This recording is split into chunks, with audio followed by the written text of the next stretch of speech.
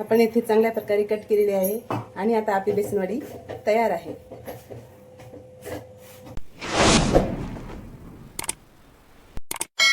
नमस्कार, मी इंदुमती। माझ्या रेसिपीमध्ये आपले मनापासून स्वागत आहे। आज आपण बनवणार आहोत बेसनवडी।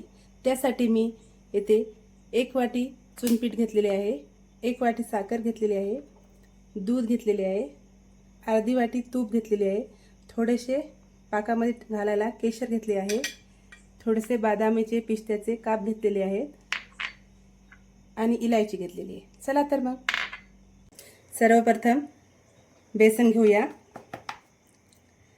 त्यामध्ये आपण तूप घालूया,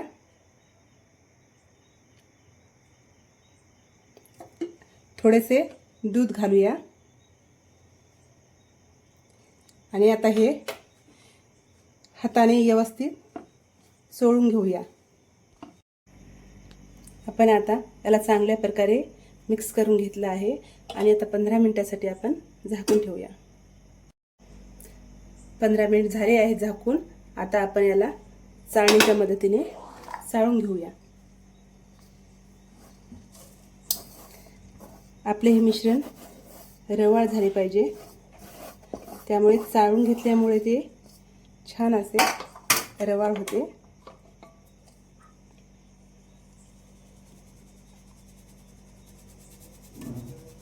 आपण गॅसवर कढई ठेवलेली आहे, त्यामध्ये मी सर्वप्रथम तूप घालून घेते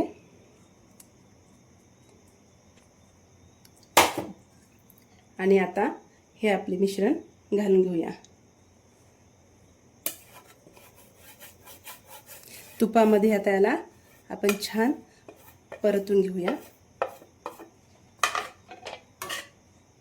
मी गॅसची फ्लेम मध्यम ठेवलेली आहे।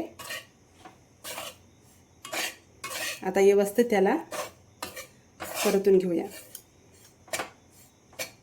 आपल्याला गॅस इथे मीडियमच ठेवायचा आहे, कारण हे रवाळ मिश्रण आपल्या कढईला लागू शकते।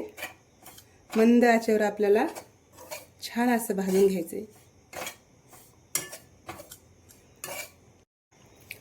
आपण तुपामध्ये या मिश्रणाला 10 ते 15 मिनिट परतून घेतलं आहे। तुम्ही पाहू शकता कलर खूप छान आलेला आहे। आणि आता आपण पाक करायला सुरुवात करूया। साखर घेतलेली आहे, अर्धी वाटी पाणी घालून घेते आणि आता याला व्यवस्थित हलवून घ्यायचे आहे आणि गॅसची फ्लेम वाढवली आहे। आता यामध्ये मी इलायची घालून घेते, केशर घेतले आहे ते पण घालून घेते आणि आता आपण याचा पाक तयार करून घेऊया। 1 तारी पाक करायचा आहे आपल्याला।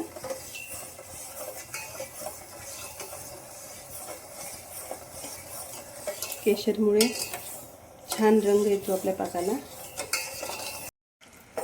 आता आपला पाक तयार होत आलेला आहे। आपल्याला 1 तारी पाहिजे होता आणि तसा तो तयार झालेला आहे। आणि आता आपण गॅस बंद करूया आणि आता आपण थोडं थोडं करून या मिश्रणामध्ये पाक घालून घेऊया आणि व्यवस्थित मिक्स करून घेऊया।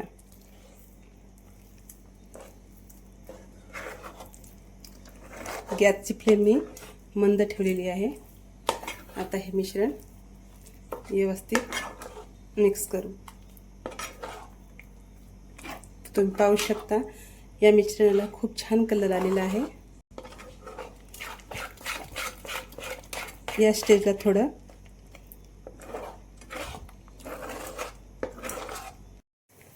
आता आपले मिश्रण तयार झालेलं आहे आणि आता आपण एका डिशमध्ये सेट करण्यासाठी ठेवून देऊ।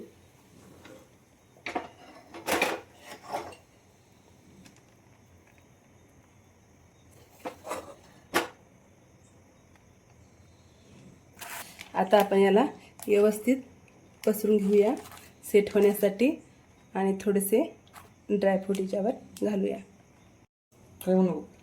ड्रायफ्रूट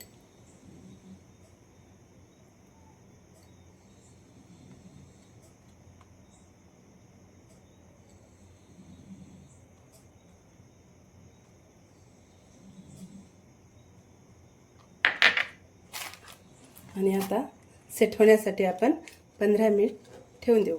बेसनवडी चांगल्या प्रकारे सेट झालेली आहे। आपण आता एका डिशमध्ये काढून घेऊया।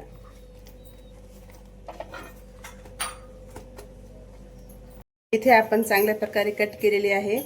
तुम्ही पाहू शकता आपली बेसनवडी खूप छान झालेली आहे। तुम्हाला माझी बेसनवडीची रेसिपी आवडल्यास लाईक करा, माझ्या चॅनलला सबस्क्राइब करा व असेच पुढील व्हिडिओ पाहत राहा। धन्यवाद।